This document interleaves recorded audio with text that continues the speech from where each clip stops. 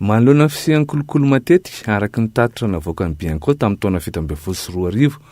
amin'ny fifaninanana idirana ao amin'ny ENMG na ny sekoly ambony mpanofana mpitsara sy prakitra ra sy ny nisihana tranga fandorana ireo taratasy-panadinana no tanana ho pirofo nataona tompon'akitra ambony ny 7 volana martsa tamin'ity taona ity tao amin'ity sekoly ambony ity dia nanambara ny tompon'andraikitra iray ao fa efa misy niezaka lehibe atao amin'ny ministera amin'izao iadihana amin'izay fisian'ny kolikoly izay. Hitantsika moa amin'izao fotoana izao fa tena manao ezaka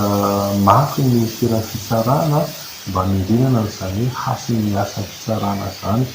anatin'ilay hoe famorina ny lehibean'ny raha fitsarana rehetra teto Madagasikara ohatra ny fitetezana faritra amin'ilay hoe tebina rehetra ny teto Madagasikara.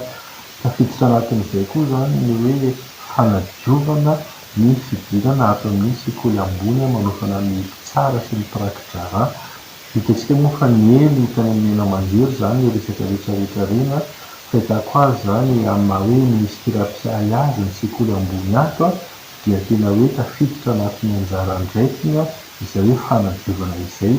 ka ho an'ny tombotsoan'ny be sy ny maro ary indrindra moa zany fa ho an'ny tombotsoan'ny zana-bahoaka izay nanao sy tianao amin'ilay fifaninanana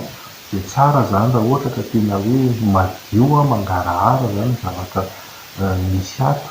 Aiza kosa amin'izao fotoana izao ny toyan'iny raha fandorana ireo taratasy-panadinana no tanana ho pirofo nataona tompon'andraikitra ambony teny anivon'ny ministeran'ny fitsarana ny 7 volana marsa tamin'ity taon'ity ireny manome fanazavana ny talen'ny tombana sy fanaramaso eny eo anivon'ny ENMG. Io moa zany dia raha tsika mahafantatra fa nizara anankiroa moa izy iny misy aloha zany efa hoe tanan'ny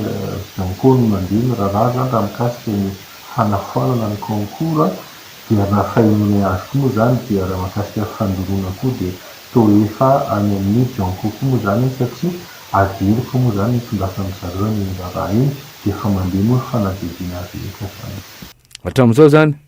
mbola handrasana ny vokatry ny fanadihadiana atao amin'ny Bianco sy sasazy mety hiatra amin'ireo tompon'andraikitra ambony teo anivon'ny ministeran'ny fitsarana voaroroy fa nandoro ireo taratasy-panadinana no tanana ho pirofo ireo any ahoana marina fa tany tandalany Madagasikara.